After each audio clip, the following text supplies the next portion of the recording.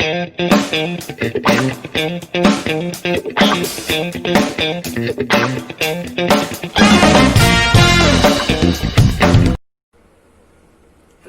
स्वागत है आपका आज हमारे नए वीडियो में कंटिन्यूटी एंड डिफरेंशिएबिलिटी पार्ट 2 में।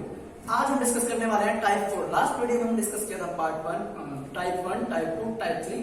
आज हम डिस्कस करेंगे टाइप 4, लेकिन उससे पहले आज हम डिस्कस करने वाले हैं अपने एनसीईआरटी के कुछ क्वेश्चन जो टाइप 3 से है, जनरल क्वांटिटी से रिलेटेड है और साथ साथ आपके लिए इंपॉर्टेंट क्वेश्चन भी हैं।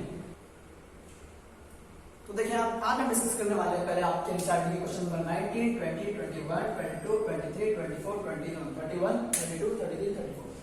अगर आप लोगों ने क्वेश्चन पहले ट्राई नहीं किए तो प्लीज वीडियो को पॉज करें, पहले क्वेश्चन को ट्राई करें। बिना ट्राई करेगा आप क्वेश्चन का सॉल्यूशन देखते हैं तो आपके अंदर वो प्रॉब्लम सॉल्विंग की एबिलिटी डेवलप नहीं होगी। इसलिए हम एडवाइस करेंगे कि पहले आप क्वेश्चन को सोल्व करें, प्रैक्टिस करें और अगर प्रॉब्लम आती है तो प्लीज दें। आइए शुरू करते हैं क्वेश्चन नंबर 19 के साथ। देखिए, आप क्वेश्चन आपको यूज कर दिया है gx x minus greatest integer x, और मुझे चेक करना है क्या ये फंक्शन मतलब प्रूव करना है डिस्कंटीन्यूअस है ऑल इंटीग्रल पॉइंट्स पे।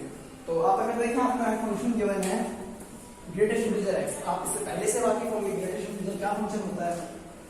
अगर इसमें कोई वैल्यू, लेट्स से अगर कोई वैल्यू यहां पर पुट करते हैं 2.3, तो इसका आंसर कितना आता है 2। मतलब जो हमारे पास आंसर है उसके जो नियरेस्ट और शॉर्टेस्ट मतलब शॉर्टेस्ट जो से इंटीजर होता है उसके नियरेस्ट उसकी वैल्यू यहां पर दे देना। अगर हम यहां पर कहें 2.9, इसका आंसर कितना होगा 2, क्योंकि वो देता है हमारे पास शॉर्टेस्ट एंड नियरेस्ट इंटीजर। तो शॉर्टेस्ट एंड नियरेस्ट इंटीजर कौन हो जाएगा हमारे पास 2। तो यहां पर आप देखें, आप इसी तरह से हम क्वेश्चन करने की कोशिश करते हैं। तो अगर हमें क्वांटिटी प्रूव करनी है इंटीग्रल पॉइंट्स, तो मान लेते हैं late n be an integer,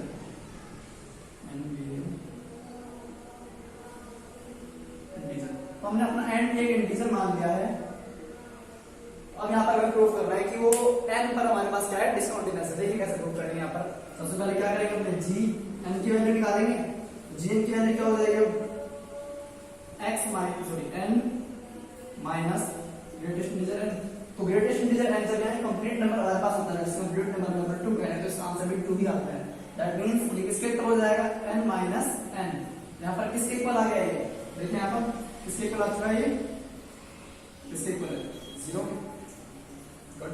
और यहाँ पर देखिए आप, अब हम यहाँ पर लिमिट्स अप्लाई करते हैं LHS एंड RHS। तो लेफ्ट हैंड लिमिट अगर निकालें, तो अगर हम लेफ्ट हैंड लिमिट निकालें मतलब जो हमारा नंबर है वो 2 से जस्ट छोटा है, तो लेट्स से 1.99999, तो इसका आउटपुट हमारे पास क्या आएगा 1। मतलब जो हमारे पास नंबर था उससे कम वैल्यू आएगी। तो यहाँ पर अगर हम अप्लाई करें left hand limit x approaches n minus gx, यहाँ पर अगर हम रखें limit x approaches to n, और gx की वैल्यू हमारे पास क्या है यहाँ पर x minus integer x, value को क्या यहाँ पर चल जाएगा प्लस n माइनस n। अब यहाँ पर ध्यान से देखिए, जो n की यहाँ पर वैल्यू दे रखी है वो जो है क्या है 2, मतलब जो n है उससे स्लाइटली लेस है, हल्का सा कम है। तो इसके लिए उसका आंसर क्या, उसकी वैल्यू क्या हो जाएगी, एक कम हो जाएगी n से। तो इसको हम लिखेंगे यहाँ पर n माइनस क्या हो जाएगा यहाँ पर n माइनस 1, यहाँ पर n minus n plus 1 minus को अंदर मल्टीप्लाई करेंगे, n से कट जाएगा और आंसर कितना बचेगा यहाँ पर 1। तो आप यहीं पे देख सकते हैं हमारा जो fx की वैल्यू है वो हमारे पास जो आई है वो कितनी आई है 0।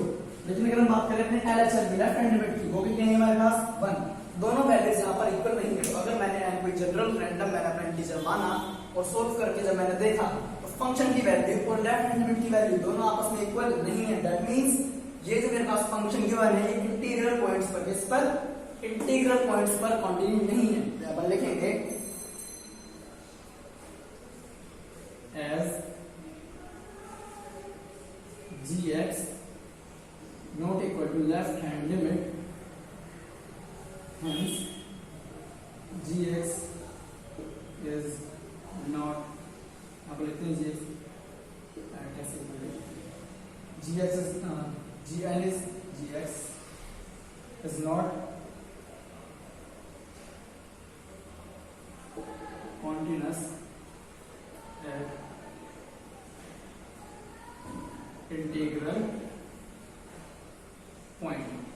तो इस तरह यहाँ पर अपना क्वेश्चन सॉल्व कर सकते हैं। तो देखिए, आप क्वेश्चन नंबर 90 के बाद हम लोग करते हैं क्वेश्चन नंबर 20 के ऊपर। तो ये वाला क्वेश्चन हमारा डन हो चुका है। अब बात करते हैं क्वेश्चन नंबर 20 की। अगर आप इसमें ध्यान से देखें तो आपको इसमें दो तरह के एक्सप्रेशन मिलेंगे। अगर मैं x² - 5 को sin x स्क्वायर करूं यहां पर, अगर मैं इसको इस तरह लिखना चाहूं x² - 5 प्लस sin x, इस तरह मैं लिख दे इसे।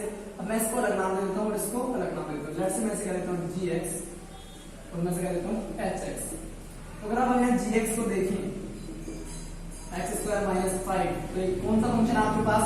Polynomial function, polynomial function.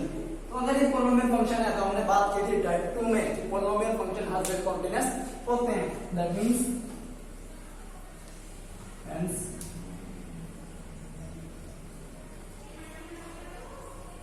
Continuous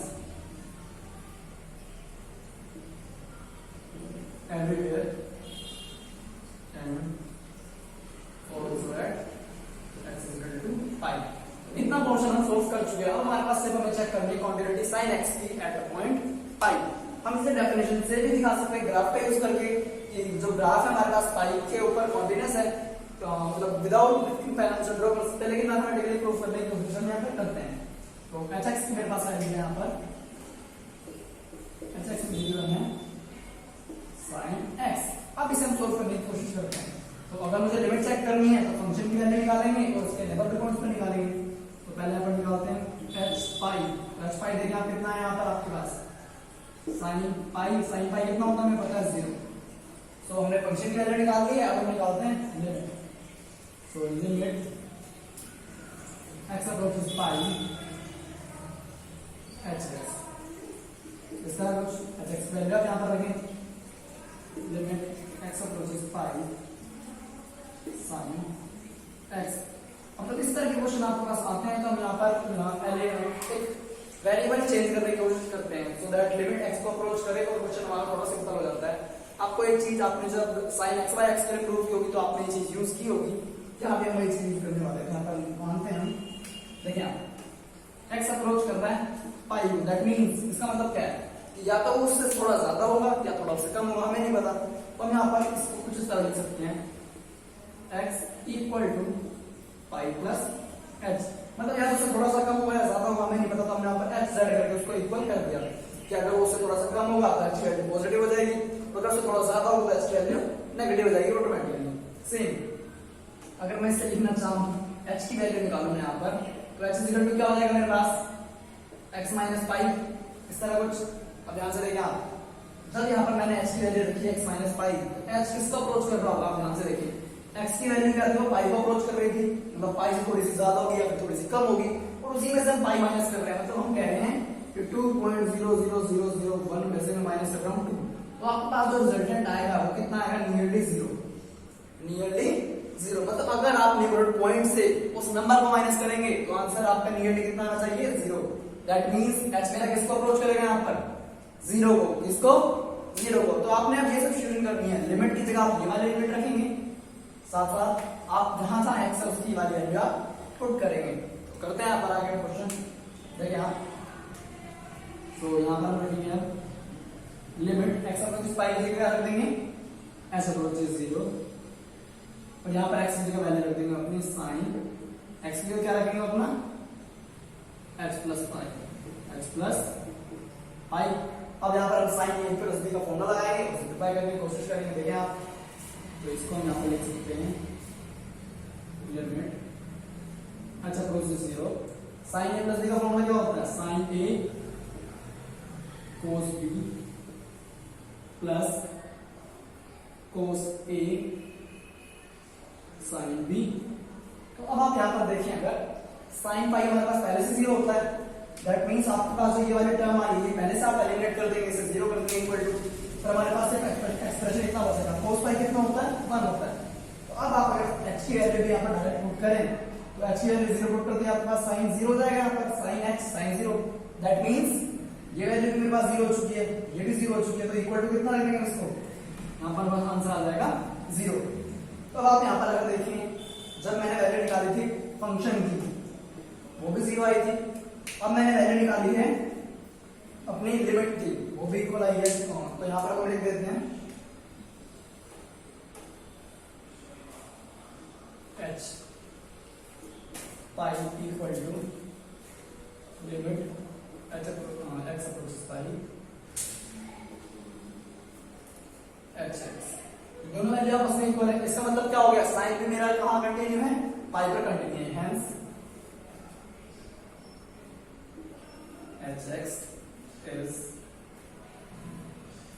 continue at x equal to पाई, पाई पर कंटिन्यू हो चुका है। अब मेरा यहाँ hx भी कंटिन्यू है, gx भी कंटिन्यू है, यहाँ पर लिखते हैं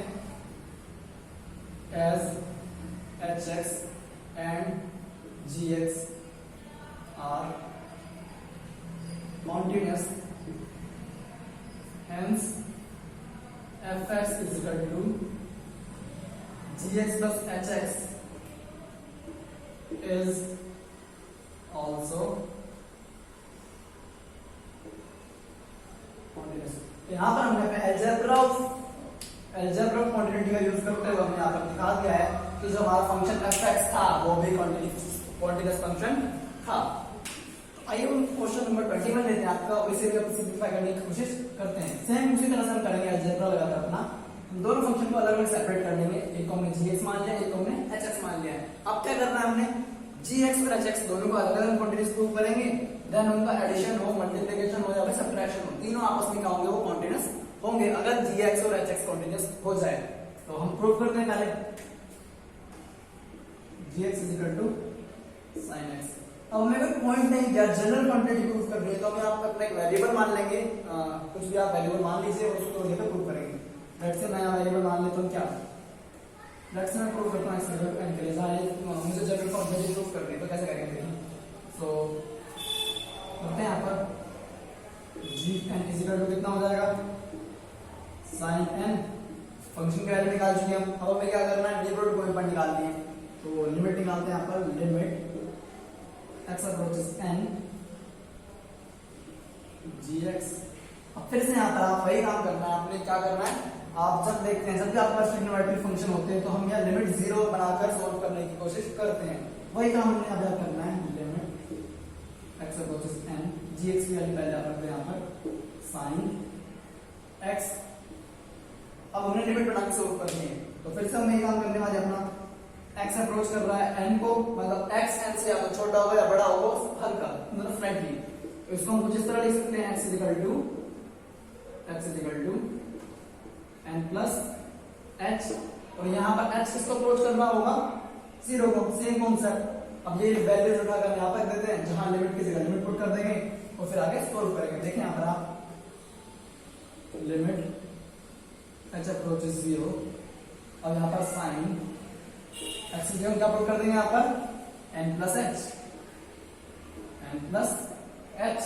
सोल्व कीजिए आप इसे, तो सोल्व करेंगे जब आप यहाँ पर फॉर्मूला लगाएंगे, limit h approaches 0, sine a plus b का फॉर्मूला एक्सपेंड कीजिए, साइन n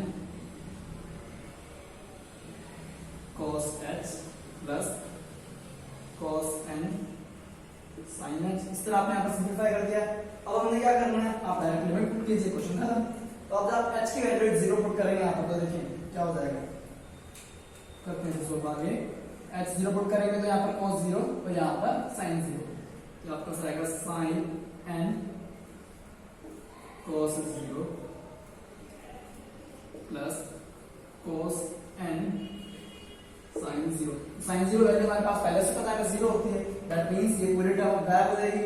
cos 0 कितना होता है, 1 होता है, दैट मींस इक्वल टू में क्या बचेगा, सिर्फ हमारे पास sin n। अब देखें यहाँ पर मैंने जनरल क्वांटिटी जब प्रूफ करने की कोशिश की तो यहाँ पर जो फंक्शन की वैल्यू आई वो भी sin n निकल कर आई है, और जो मेरे लिमिट की वैल्यू निकल कर आई है वो भी sin n निकल कर आई है। दैट मींस कि जो दोनों वैल्यूज हैं, लिमिट एंड फंक्शन, वो क्या मेरे पास इक्वल है। हम लिख देते हैं as gn is equal to limit x approaches n gx, hence gx is continuous। तो इस तरह हमने अपना sin x को continuous प्रूफ किया। सेम इसी मेथड से आप cos x को भी बिल्कुल सेम वेट आप करेंगे यहाँ पर sin z को पुट करके, तो वहां पर भी आपका यही आएगा, gx की जगह आप यहाँ पर hx लिखेंगे, hx continuous हमारा अच्छा आपने कॉन्टिन्यूस प्रूव कर दिया। अब आपने जब दोनों फंक्शन कॉन्टिन्यूस प्रूव कर दिए तो आप यहाँ पर लिखेंगे as f(x) and gx are continuous, gx and hx are continuous, that means f(x) is equal to sin x plus gx is also continuous। Minus के लिए आप सिंगल लिखेंगे और मल्टीप्लाई के लिए आप सिंगल लिखेंगे। क्या लाइन है वो यहाँ पर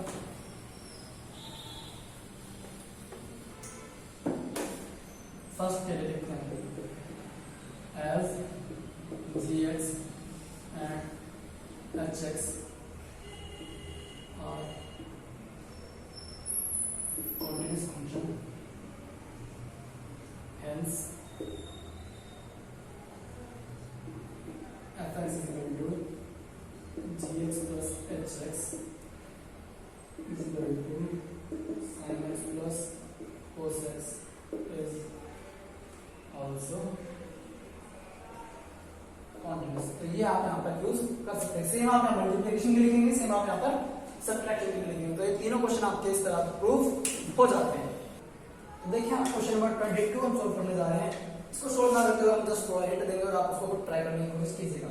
तो पहला जो है हमें कहा गया है कि इन चार फंक्शंस की हमें कॉन्टिन्यूटी डिस्कस करनी है। आप कोसाइन में कॉन्टिन्यूटी पहले क्वेश्चन में डिस्कस कर चुके हैं, तो इसको हम भी छोड़ देते हैं। अब आपके साथ बात करें cosecant, that means cosine is equal to 1/sin x। अब हमने बात की थी, जब हमने बात की gx/hx also continuous if hx not is equal to 0। तो आपको सिर्फ ये फंक्शन उस पॉइंट पर कंटिन्यू होगा जहां hx मेरा 0 हो रहा होगा। उस पॉइंट पर क्या होगा, डिसकंटिन्यूअस होगा। जैसे sin कहां का 0 होता है, 0 पाई 2 पाई 3 पाई 4 पाई या फिर माइनस पाई माइनस 2 पाई, इस पॉइंट्स पर आप इसको प्रूव करने की कोशिश कीजिएगा। सेम यहां पर अगर बात करें 1/cos, cos कहां पर कंटीन्यूअस होता है, π/2 3π/2 5π/2 7π/2, इस तरह इन पॉइंट्स पर वो डिसकंटीन्यूअस होता है। सेम अगर बात करें आप अपने कोटेजेंट की, इसकी बात करें आपने कोटेजेंट कोट की, तो is equal to cos upon sin। फिर से ये उन्हीं पॉइंट्स पर डिसकंटीन्यूअस होगा जिन पर sin x की वैल्यू 0 आ रही होगी। जैसे 0 पाई 2 पाई 3 पाई या फिर नेगेटिव में -π -2 पाई -2 पाई, तो इन सभी पॉइंट्स पर ये डिसकंटीन्यूअस आ रही है। ट्राई कीजिए आप करने की, आप सोल्व हो जाएगा। तो देखिए आप क्वेश्चन नंबर 23, हमें क्वेश्चन में कहा गया है कि हमें इसके पॉइंट ऑफ डिसकंटिन्यूटी बतानी है। दैट मींस हमें क्वेश्चन की जनरल क्वांटिटी चेक करनी पड़ेगी। तो जनरल क्वांटिटी में हमने बताया था कि अगर आप एक मान लेंगे -∞ से +∞ तक, तो आपको वो सारी वैल्यूज कवर करनी है।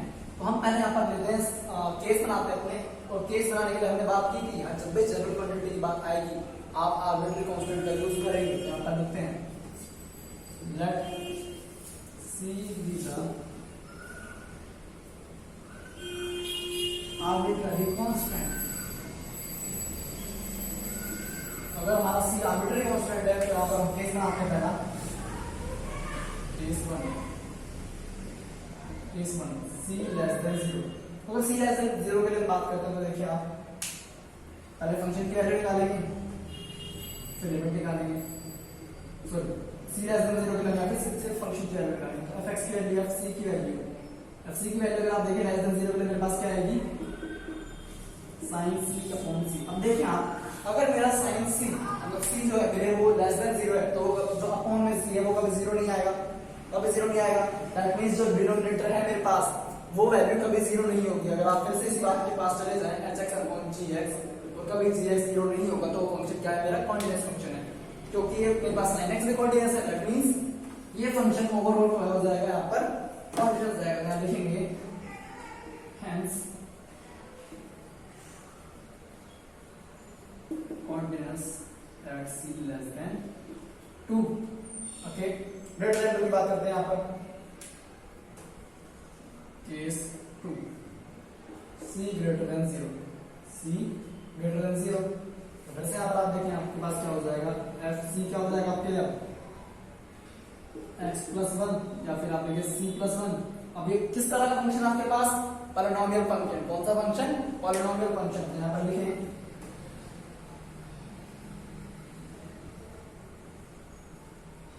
Polynomial function. अगर एक पॉलिनोमियल फंक्शन इसका मतलब क्या है,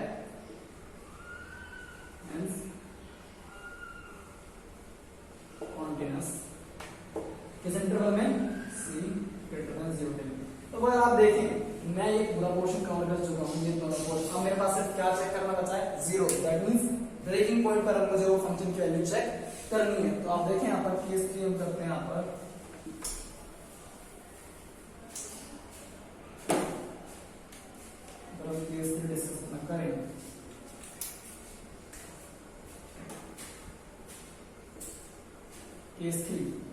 बात करते हैं क्या, at c is equal to 0, पहले f0 की वैल्यू निकालते हैं, फंक्शन की वैल्यू। f0 कहाँ इक्वल है, यहाँ पर आप देखें तो x प्लस 1 है, x प्लस 1 है, और x की वैल्यू क्या रखने वाले यहाँ पर 0, फंक्शन की वैल्यू हमारे पास सोल्व होकर आई है 1। अब हम निकालेंगे left hand limit and right hand limit. यहाँ पर देखते हैं लेफ्ट हैंड लिमिट की अगर बात कर रहे हैं, limit x approaches 0, function fx, function choose कीजिए आप, लिमिट x अप्रोचेस 0, फंक्शन की वैल्यू हमारे पास क्या आ जाएगी यहाँ पर sin x upon x, sin x upon x। अब ये आपने पहले से फॉर्मूला पढ़ा हुआ है लिमिट का, अगर लिमिट 0 को अप्रोच कर रही है और sin x बाय x है तो उसकी वैल्यू कितनी हो जाती है हमारे पास डायरेक्ट 1। ये फॉर्मूला आपको ऐसे 5 से 7 फॉर्मूले आपके पास हैं, उन्हें पेज देख लीजिए। LHS अब हम बात करते हैं RHS की, right hand limit. Right hand limit निकालेंगे, limit x approaches 0 plus fx, 0 plus 0 कौन सा फंक्शन x प्लस 1, यहाँ पर रखते हैं limit x approaches 0 x plus 1, x का वैल्यू पुट करें 0 तो आपके पास आ जाएगा 0 प्लस 1 इज इक्वल टू 1। अब आप देखें अगर ध्यान से, जो मैंने तीनों वैल्यू यहाँ पर निकाली है, left hand limit, right hand limit and function, तीनों आपस में इक्वल आ रहे हैं। दैट मींस जो फंक्शन है मेरे पास वो 0 पर भी कॉन्टिन्यूअस है, 0 से लेस देन के लिए भी कॉन्टिन्यूअस है, और 0 से ग्रेटर देन के लिए भी कॉन्टिन्यूअस है। तो यहाँ पर हमने इसको फंक्शन की जनरल क्वांटिटी चेक कर लिए। अब मूव करते हैं अपने नेक्स्ट क्वेश्चन की तरफ। तो देखिए यहाँ पर अब क्वेश्चन नंबर 24 हम सॉल्व करने की कोशिश करते हैं। क्वेश्चन आपको किस तरह है, अब हमें क्वेश्चन में फिर से जनरल क्वांटिटी चेक करनी है। तो क्वांटिटी चेक करनी है, हमें क्या मानना पड़ेगा वैसे, आर्बिट्ररी कांस्टेंट। तो देखते हैं यहाँ पर let c be the arbitrary constant. तो हमने फिर से मान लिया है। अब हमें सिंपलीफाई करना है। पहले फिर से वही बात है, हमें पूरी लाइन कवर करनी है -∞ से +∞ तक। अब कवर करने के लिए यहाँ पर हमारे पास दो क्वेश्चन डिवाइडेड है, या तो नॉट इक्वल टू 0 होगा या इक्वल टू 0 होगा। तो यहाँ पर हम लेते हैं case 1, c not is equal to 0। तो c not is equal to 0 के लिए हमारे पास fx की वैल्यू हमारे पास क्या है, देखें आप, x square sin 1 upon x। तो अगर मैं इसका फिर से gx और hx के मल्टीपल में डिवाइड कर लूं, यहाँ पर hx into gx के मल्टीपल में डिवाइड कर लूं, जहां पर hx की वैल्यू मेरे पास आती है x स्क्वायर, साथ ही gx की वैल्यू मेरे पास आती है sin 1 अपॉन x। तो फिर से आप यहाँ पर देखें hx मेरे पास एक पॉलिनोमियल फंक्शन आता है। किस तरह का फंक्शन आता है, पॉलिनोमियल फंक्शन। दैट मींस ये कंटीन्यूअस होगा हर जगह। अगेन gx आप देखिए मेरे पास एक साइन फंक्शन है, और इसके अंदर कुछ भी वैल्यू आई हमारे पास जो सिंपल इंटीजर हमें रियल वैल्यू देगा। तो gx भी हमारा किस तरह का फंक्शन हो चुका है, कंटीन्यूअस फंक्शन। अगर hx एंड gx मेरे कंटीन्यूअस फंक्शन हैं तो वो hx into gx भी मेरा कंटीन्यूअस फंक्शन होगा। Again algebra of continuity. तो यहां तक हम डिस्कस कर चुके हैं। अब हमें जो मेन डिस्कस करना है वो करना है एट ब्रेकिंग पॉइंट, मतलब एट 0 पर। यहाँ पर हम केस 2 लेते हैं, केस 2, इसको हम अपनी लैंग्वेज में लिख सकते हैं। केस 2 लेते हैं हम c इज इक्वल टू 0 के लिए। अब c इज इक्वल टू 0 के लिए हम बात करना चाहें तो आप देखें यहाँ पर पहले निकालते हैं f0 की वैल्यू। f0 की वैल्यू अगर आप देखें तो क्या है आपके पास 0।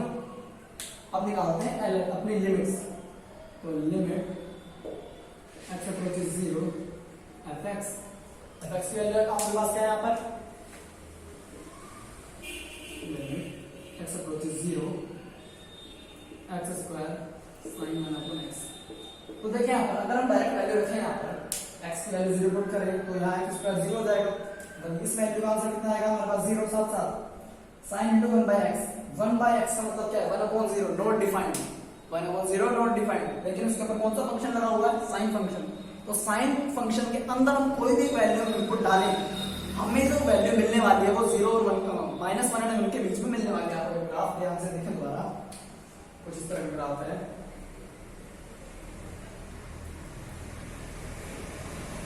तो आप साइन के अंदर कोई भी आप वैल्यू पुट कीजिएगा, आपको आंसर कहां से कहां तक के बीच में मिलेगा, 1 से लेकर -1 के बीच में। तो हमें नहीं पता कि यहाँ वैल्यू नॉट डिफाइंड है, डिफाइंड है, आपको उससे कोई फर्क नहीं पड़ना चाहिए। यहाँ सिंपल हमारे पास एक कांस्टेंट वैल्यू आने वाली है जो माइनस अगर 1 के बीच में होगी। तो अगर उस वैल्यू को हम 0 से मल्टीप्लाई करेंगे तो इक्वल टू किसके आएगा ये 0 के, इसके आ जाएगा इक्वल 0 के। दैट मींस क्या, इसका मतलब क्या होता है देखिए आप, fx की वैल्यू 0 आई थी और लिमिट की वैल्यू भी 0 आई थी। दैट मींस कि जो मेरा फंक्शन है वो 0 पर भी कंटीन्यूअस है और नॉट इक्वल टू 0 पर भी कंटीन्यूअस था। हेंस ये ओवरऑल फंक्शन हमारा कंटीन्यूअस है, कोई भी पॉइंट ऑफ डिसकंटिन्यूटी नहीं बनती है। तो देखिए आप यहाँ तक हमने इन क्वेश्चन को ट्राई किया। अब हमारे पास जो क्वेश्चन आते हैं वो कुछ इंपॉर्टेंट क्वेश्चन है, मतलब इनमें एक नया कॉन्सेप्ट हम लगाने वाले हैं, फॉग और गोफ, जो आपने शायद फर्स्ट चैप्टर में अगर पढ़ा होगा।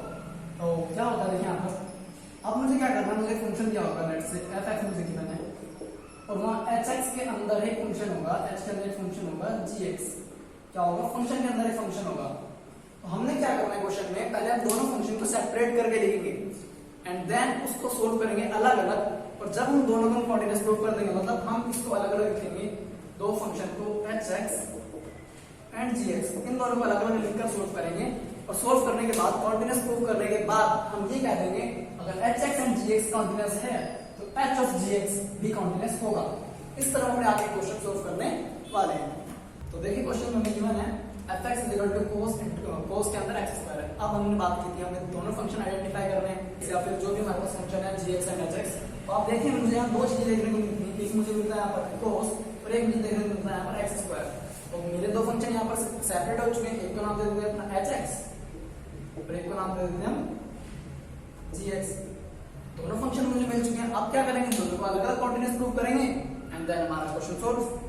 तो मैं तो यहाँ डायरेक्ट डेफिनेशन का यूज कर रहा हूँ, hx is equal to cos x।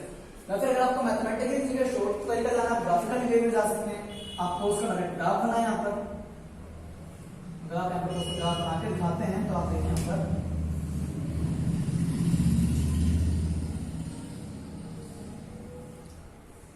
आपको जो ग्राफ दिख रहा है, ये ग्राफ हम यहाँ लिखेंगे as we can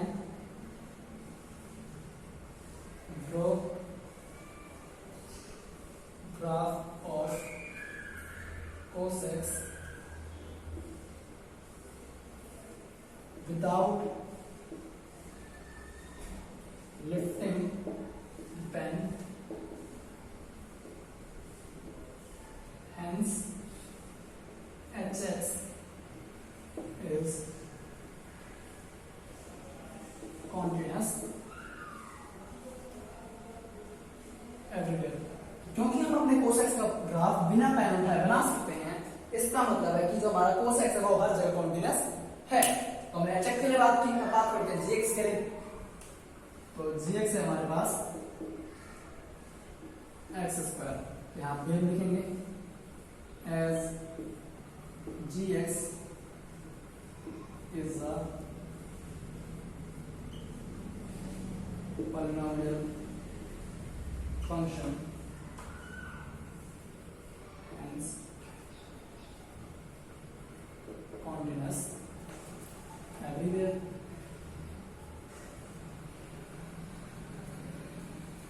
continuous everywhere। अब आप अगर देखें हमने hx को भी डेफिनेशन से प्रूव कर दिया है और gx को भी बाय डेफिनेशन प्रूव कर दिया है। तो यहाँ पर लिखेंगे as hx and gx are continuous। so अब यहाँ पर अगर देखेंगे तो अब हमारे आप ये चेक कीजिए किस फंक्शन के अंदर कौन सा फंक्शन है। तो आप देखेंगे बाहर h है और अंदर g है, तो लिखेंगे so h of gx is also continuous। इस तरह आप अपने क्वेश्चन को थ्योरेटिकली भी एक्सप्लेन कर सकते हैं यूजिंग ग्राफ और यूजिंग डेफिनेशन। एक और क्वेश्चन की तरफ मूव करते हैं। तो question number 32 and 33 same type का आपके पास क्वेश्चन है। आपने करना क्या है, फिर से वही आप दोनों फंक्शन सेपरेट करने की कोशिश करेंगे एंड देन सॉल्व करेंगे। तो आप अगर इसकी तरफ ध्यान से देखें क्वेश्चन नंबर 32, तो इसमें सबसे पहले आपके पास मॉड है, तो आप यहाँ नाम दे दीजिए x मॉड x, पहला फंक्शन आपने डिफाइन कर लिया। तो दूसरा आपको क्लियरली फंक्शन दिख रहा होगा cos x। तो आपने दोनों फंक्शन सेपरेट कर लिए हैं। अब आप अगेन इनको इनके ग्राफ से आप प्रूव कर सकते हैं। जैसे जीएक्स का ग्राफ मतलब मोड एक्स का ग्राफ आपको पता है कैसा होता है, वी शेप, ठीक है। तो आप यहाँ पर उसका ग्राफ बना कर दिखा सकते हैं कि जो हमारे पास मोड एक्स है उसका ग्राफ भी हम विद पेन लिफ्ट किए बना सकते हैं। तो वो भी हमारे पास क्या हो जाएगा, हर पॉइंट पर कॉन्टिन्यूस हो जाएगा। सेम कोस एक्स का आपने लास्ट क्वेश्चन में देखा, सेम आप वहां पर इंटरप्रेट करेंगे उसको, एंड देन आप यहाँ पर फिर से लिखेंगे बाहर आपका मोड एक्स है, दैट मींस बाहर आपका आएगा एच एंड देन जी। यहाँ फिर बाद में भी यहाँ पर आकर लिख देंगे एच ऑफ जी एक्स जो होगा वो हर जगह कॉन्टिन्यूस होगा। सेम आपको यहाँ यही काम करना है। इसके मैं चाहूंगा आप इसको खुद आइडेंटिफाई करने की कोशिश करें। एक मिनट आप वीडियो पॉज कीजिए और देखिए इसमें कौन सा फंक्शन है। तो देखिए अब हम करने की कोशिश करते हैं। यहाँ पर आप देखिए, यहाँ पर हमारे पास बाहर फंक्शन कौन है, साइन। तो इसका मतलब एच एक्स के बाद हमारे पास क्या हो चुका है यहाँ पर साइन एक्स, और अंदर कौन है मॉड, तो जी एक्स हमारे पास हो चुका है मोड एक्स। अगेन आप बोलो तो बाय डेफिनेशन प्रूव करेंगे जैसे हम यहाँ करने की कोशिश कर रहे हैं और क्वेश्चन को आप सोल्व करेंगे। तो देखिए एक और क्वेश्चन नंबर 34 अलजेब्रा क्वांटिटी का यूज करके प्रूव करने की कोशिश करेंगे।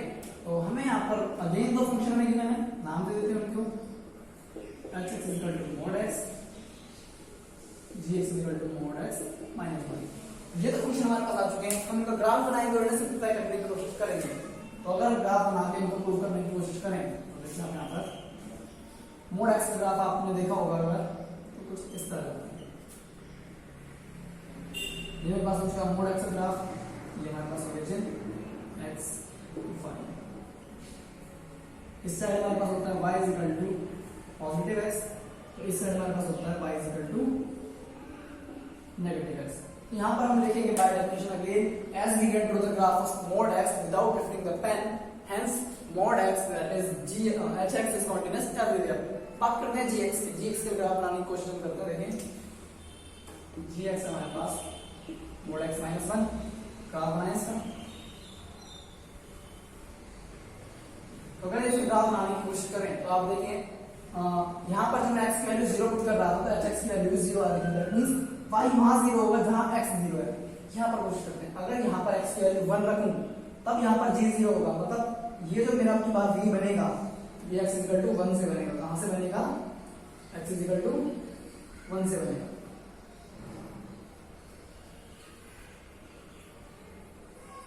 तो ये मैंने यहाँ पर x 1 और y = x - 1, तो यहाँ पर कहते हैं y = -x - 1। अगर आप देखें इसका ग्राफ भी या फिर gx का ग्राफ भी हम बिना पेन लिफ्ट किए ड्रॉ कर सकते हैं। इसका मतलब हमारे पास gx जो है वो भी हमारे पास एक कॉन्टिन्यूअस फंक्शन है। अब hx gx दोनों कॉन्टिन्यूअस हो चुके हैं। इसका मतलब देखें आप, इसका मतलब fx = hx - gx भी कॉन्टिन्यूअस होगा यूजिंग अलजेब्रा ऑफ कॉन्टिन्यूटी। तो यहाँ तक हमारे कॉन्टिन्यूटी प्रूव करने के कुछ अच्छे क्वेश्चन खत्म हो चुके हैं। अब हम डिस्कस करने वाले हैं अपने ऐसे क्वेश्चन जिनमें हमें कांस्टेंट की वैल्यू फाइंड करनी होती है। जैसे आपने अगर क्वेश्चन देखे find the value of k या find the value of lambda, जिस तरह के क्वेश्चन होते हैं वो हम डिस्कस करने की कोशिश करेंगे नेक्स्ट वीडियो में।